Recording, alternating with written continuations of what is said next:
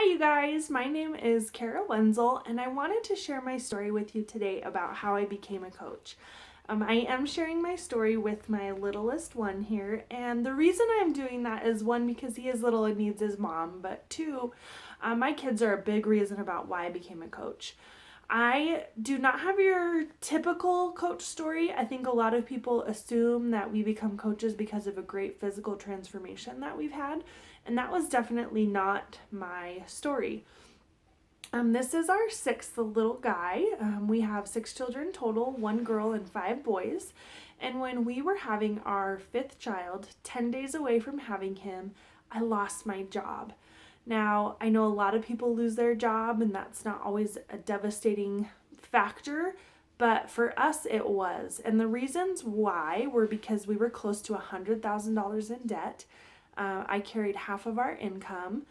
I carried our health insurance, and this was going to be our first child that I got to spend 12 weeks of maternity leave home with. So, as you can imagine, 10 days before having him, losing that job, losing all those benefits, losing my time off, it was devastating to our family, and it was devastating to me. So, let me back up a little bit and tell you how exactly we got in that situation. My husband and I had been married at that point for close to 8 years. We'd been together for over 10.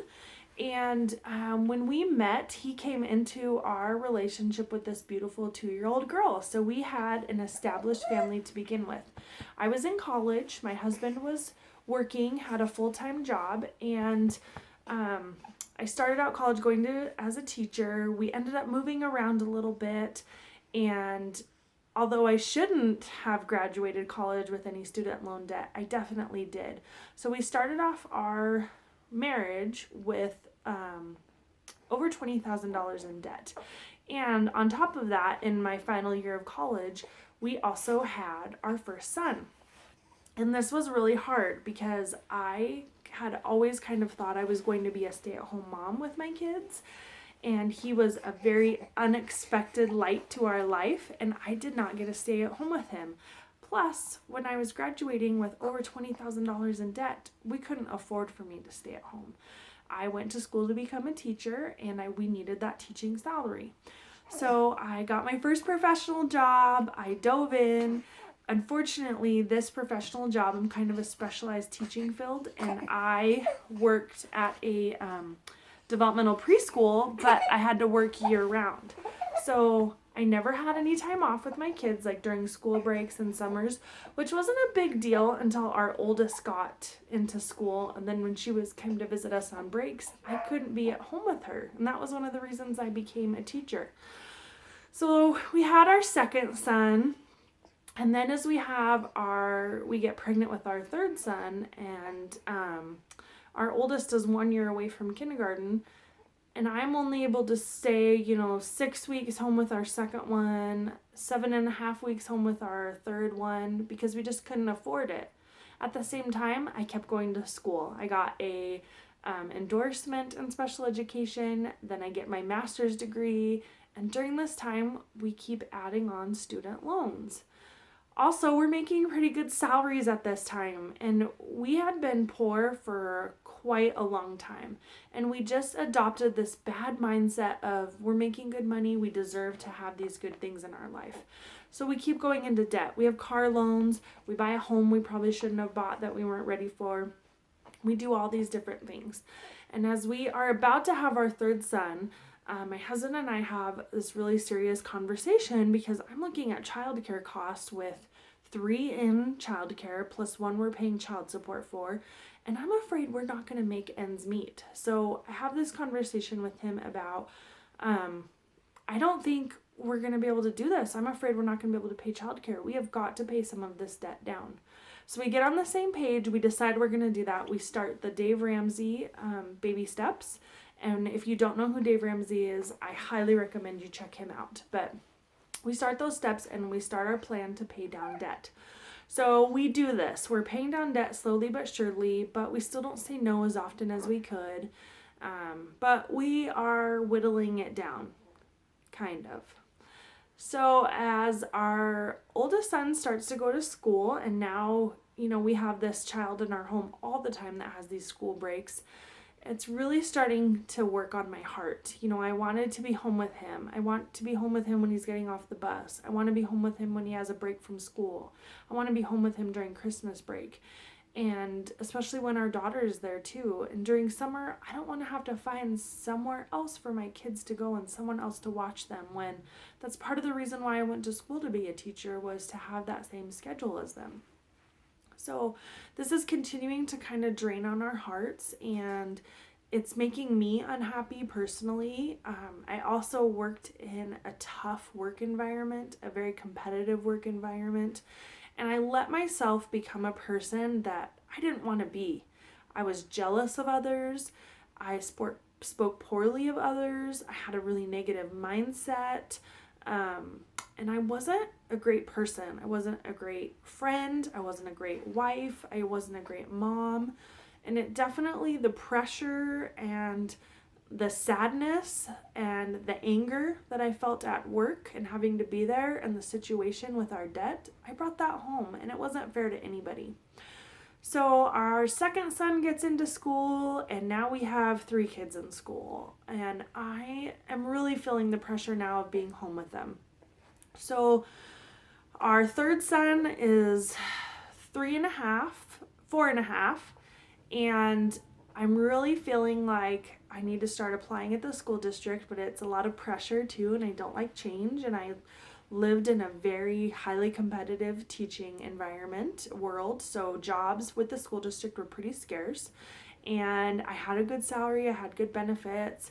What if I didn't make it? It was kind of all of those thoughts and self-doubts that I let creep in. But very unexpectedly, we got pregnant with our 4th son.